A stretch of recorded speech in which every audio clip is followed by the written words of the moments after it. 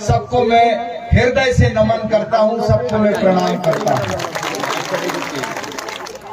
याद करिए 2018 की बात, सबने कहा कि बहुत दिए 25 साल, अब की बार राकेश पाल। आप सबके सामने आपके आशीर्वाद से, मेरी कोई ताकत नहीं थी, मैं तो निमित्त मात्र था, आपके बीच में उत्प्रेरक के रूप में काम कर रहा था। लेकिन आप सबके लिए एक अंतिम अवसर था कि यदि इस बार इस विधानसभा से परिवारवाद, वंशवाद और भ्रष्टाचारवाद यदि नहीं खत्म हुआ तो ये हिंसात्मक रूप से अख्तियार होगा और इस क्षेत्र की जनता को और आने वाली पीढ़ी को सालों साल भुगतना पड़ेगा। लेकिन ये सब आपका दृढ़ निश्चय था, आप सब कार्यकर्ता का, आप सब पदाधिकारियों का, जिन्होंने 28 साल आतंक के साए में इस देश के आजाद हो जाने के बाद भी इस विधानसभा में आतंक के साए में जीवन जिया था। आप सबकी कर्मठता और दृढ़ता की वजह से ये संभव हुआ कि 28 साल बाद 2018 में क्योलारी विधानसभा में कमल खिला और इसको खिलाने वाले सब आप लोगों को मैं नमन करता हूं, प्रणाम करता हूं। भारतीय जनता पार्टी के कमल का खिलने का मतलब क्योलारी में क्या होता है, विधायक राकेश पाल सिंह के बनने का मतलब क्या होता है, संक्षिप्त में बताता हूं।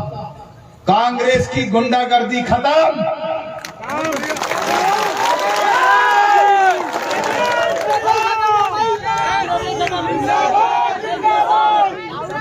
परिवारवाद खत्म,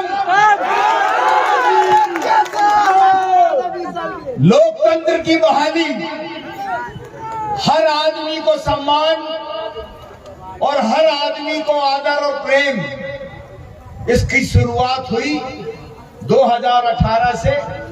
और क्योलारी विधानसभा में जो विकास अवरुद्ध पड़ा था, जनता जो परेशान थी, उसकी शुरुआत प्रारंभ हुई। और क्योलारी विधानसभा में विधायक बनने का मतलब होता है 70 सड़कों का बन जाना, 16 बड़े और छोटे पुलों का बन जाना, जिसमें बैनगंगा और सुनवारा भीमगढ़ का नदी का पुल जो बह गया था वो भी शामिल है, स्वीकृत करा दिया, काम चालू हो गया। बिजली की आंख मिचौली को खत्म करने के लिए इसी गांव मलारा में 132/33 केवी का सब स्टेशन का आ जाना, 33/11 के 3 सब स्टेशन आ जाना, पूरी विधानसभा को कवर करवा दिया मैंने। 3 सीएम राइस स्कूल का खुल जाना, अकेले मध्य प्रदेश में क्योलारी विधानसभा को आशीर्वाद मिला है कि यहां पर 3 सीएम राइस स्कूल खुले, क्योलारी, छपारा और धनौरा में। 3 साइलो बैग सिस्टम का खुल जाना, 142 गांव में मां नर्मदा और मां बैनगंगा के पानी का नल की टोंटी के माध्यम से मिलने जाने लगना, और 130 गांव में जहां पानी की किल्लत है, राष्ट्रीय जल जीवन मिशन की योजनाओं का शुरू हो जाना। धनौरा में डिग्री कॉलेज की घोषणा हो जाना, ITI कॉलेज का शुरू हो जाना, क्योलारी में 50 बिस्तर के अस्पताल का शुरू हो जाना, और सबसे महत्वपूर्ण इस भीमगढ़ डैम की जीवनदायी नहरें, जो यहां पर बहुत सारे लोगों के जीवन का आधार है। 40 साल से ये नहरें अब हेड से टेल तक पानी नहीं पहुंचा पा रही, और इन नहरों का 40 साल में किसी कांग्रेस के विधायक ने कोई काम नहीं किया कि नहरों का सीमेंटीकरण हो जाए, लाइनिंग हो जाए। एक काम जरूर किया उन्होंने, अपने 10 साल के मंत्री रहते में एक काम किया। जब छोटे धनौरा में हजारों एकड़ बेनामी जमीन खरीद ली तो उसको सिंचित करने के लिए नहर बनाकर ले गए। ये काम उन्होंने किया। उस काम की वजह से हमारे धनौरा के कुछ लोगों को फायदा हुआ है, लेकिन ये फायदा तभी हुआ है जब उनका स्वार्थ सिद्ध हुआ। मैं विधायक बना, उसके पहले अध्यक्ष था पार्टी का, तब भी ये समस्या मेरे सामने थी। मैंने फाइल ढूंढवाया, पता लगा किसी ने आज तक इसकी शुरुआत नहीं करी। मैं फाइलों के पीछे पीछे दौड़ा, अनेकों बार भोपाल और दिल्ली गया और तब जाकर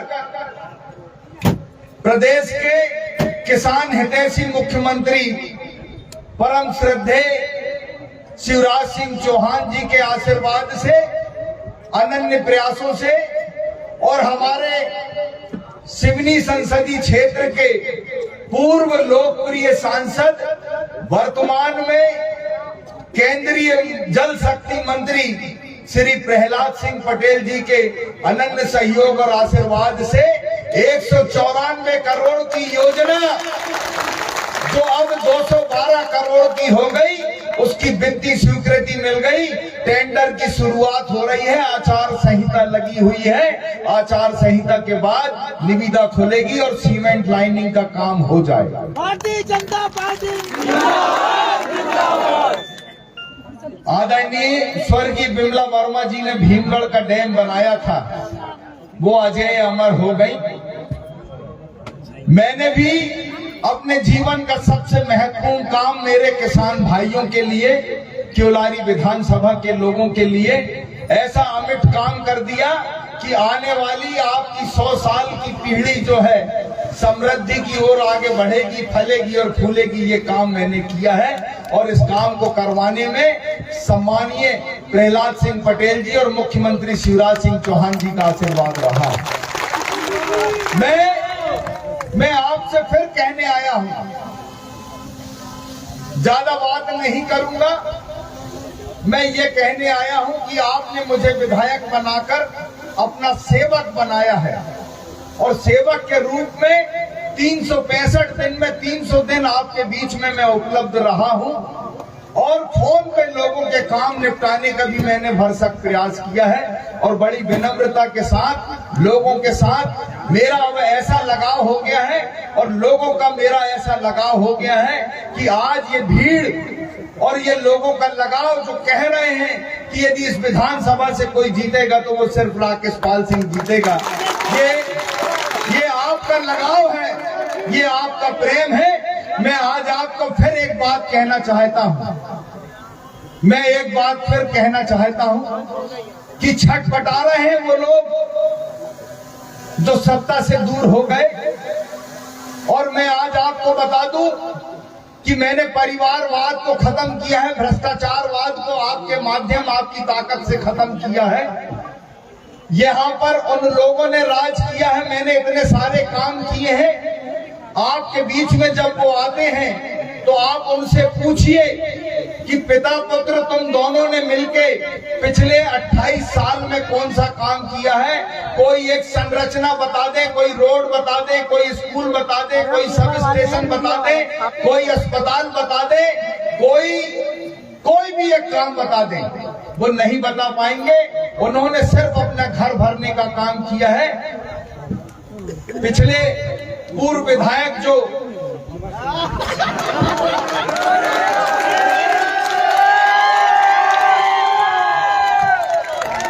नाचने वाले,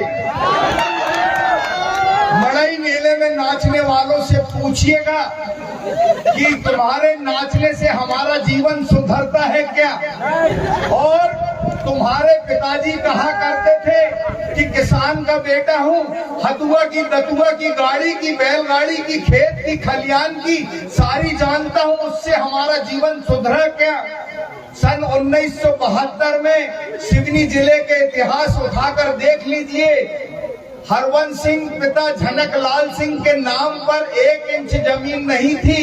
जिस वक्त स्वर्गवासी हुए हजारों एकड़ जमीन, engineering college, medical college, sugar factory, shopping mall और झोपड़े में रहने वाला महलों में रहने लगा। ये स्थिति उनकी बनी और ये सारा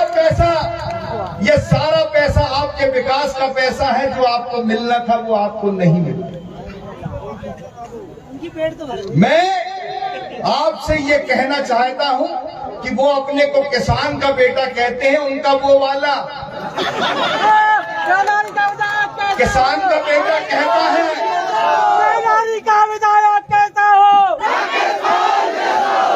किसान का बेटा कहता है। तो उनसे पूछिए कि उनने और उनके पिताजी ने यदि 2-4 एकड़ जमीन भी थी उनके पास, क्योंकि वो तो बर्रा में निष्कासित जीवन जीने आए थे अपनी बुआ के घर में, तो उनसे पूछिए कि उनने अपने खेत में कौन सा खाद, कौन सा बीज और कौन सा पानी डाला जिससे उनकी फसलें सोना उगलने लग गई। वो राज आपको जानना चाहिए।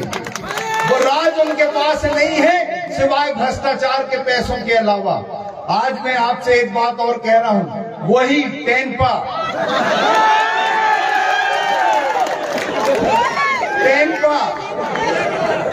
कहता है कि मेरे पिता का आपसे परिवार का रिश्ता है। तो आप उससे पूछिए परिवार के रिश्ते में आप जीरो से हीरो कैसे बने, झोपड़े से महलों में कैसे रहने लग गए। ये राज हमको बताइए। आज एक बात और कहता हूं जाने के पहले, ये मौका वो कह रहे हैं कि ये मेरा आखिरी चुनाव है।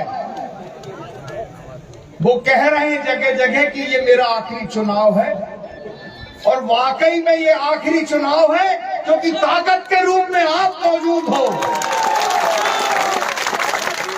और वो कह रहे हैं कि भैया, वो कह रहे हैं कि पिछली बार आपने मेरे को निपचा दिए थे, मैं मंत्री बनते बनते रह गया, इस बार मेरे को जिता देना तो मैं मंत्री बन जाऊंगा। तो मेरा आपसे ये कहना है, वो शासक बनना चाहते हैं, वो राजा बनना चाहते हैं, राकेश पाल सिंह आपका वोट लेके आपका सेवक बनना चाहते हैं।